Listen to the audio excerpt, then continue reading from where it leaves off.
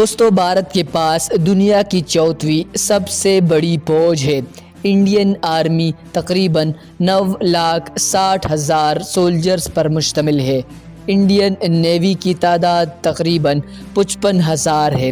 اس کے علاوہ Indian air force لگ بھگ 1,40,000 سولجرز پر مشتمل ہے۔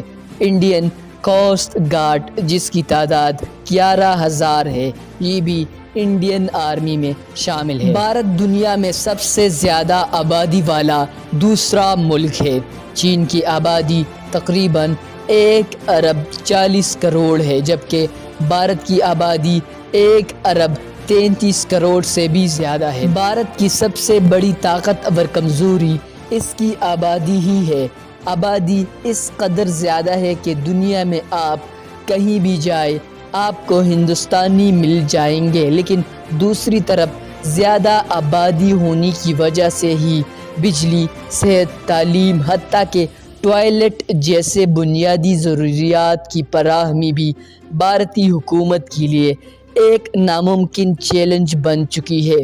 زیادہ آبادی کی وجہ سے ہی بھارت کی عام شہریوں کی سال بھر کی ایوریج انکم تقریباً $1,614 ہے، جبکہ بنگلہ دیش کی $1,610 ہے اور پاکستان کی $1,629 ہے۔ انٹرنیشنل پاور رینکنگ میں دیکھا جائے تو بھارت 5ویں نمبر پر ہے، جبکہ چین تیسرے اور پاکستان 11ویں نمبر پر ہے۔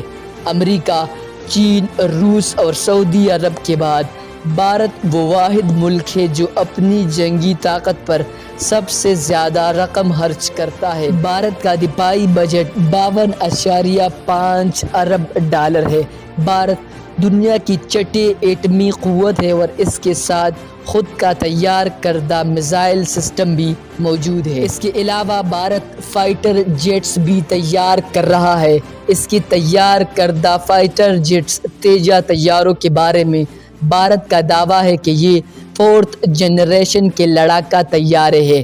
بھارت کے پاس 2 ایئر کرافٹ کیریئر بھی ہے۔ بھارت کو اسلحے میں خود کفیل کرنے کے لیے کئی سرکاری ادارے کام کر رہے ہیں، لیکن بھارت کا دفاعی پیداوار میں خود کفیل ہونے کا یہ خواب ابھی دور ہے۔ بھارت کی معاشی پیداوار کو دیکھیں تو یہ دنیا کی 7ویں سب سے بڑی معیشت ہے۔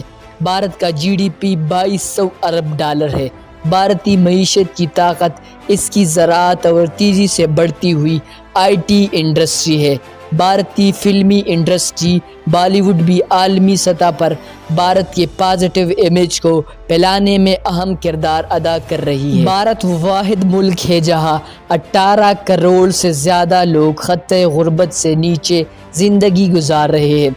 ان لوگوں کو غربت سے نکالنا بھارتی معیشت کے لیے سب سے بڑا چیلنج ہے، لیکن ورلڈ بینک کی رپورٹ کے مطابق بھارت میں خطۂ غربت سے نیچے بسنے والوں کی تعداد ہر سال کم ہو رہی ہے۔ جنوبی ایشیا دنیا کی قدیم تہذیبوں کا گہوارہ رہا ہے۔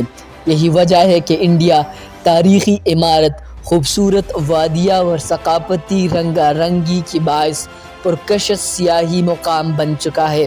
ہر سال 1 کروڑ کے قریب سیاح بھارت کا سفر کرتے ہیں۔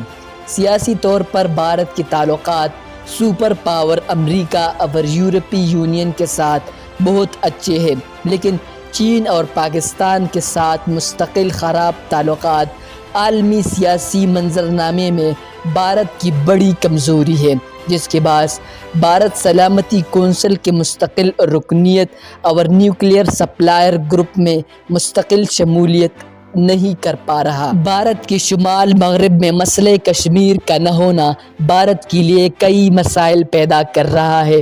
تو مختصراً یہ کہ بھارت عالمی سطح پر معاشی اور سیاسی طاقت ہے۔ اس میں یہ پوٹینشل ہے کہ عالمی معاملات میں اپنا کردار ادا کر سکے، لیکن بھارت کی سب سے بڑی کمزوری اس کے اپنے ہمسایہ ممالک پاکستان اور چین کے ساتھ مسلسل خراب تعلقات ہے۔ دوستو اس طرح کے انفارمیٹیو ویڈیوز دیکھنے کے لیے ہمارے چینل کو سبسکرائب کریں۔ شکریہ۔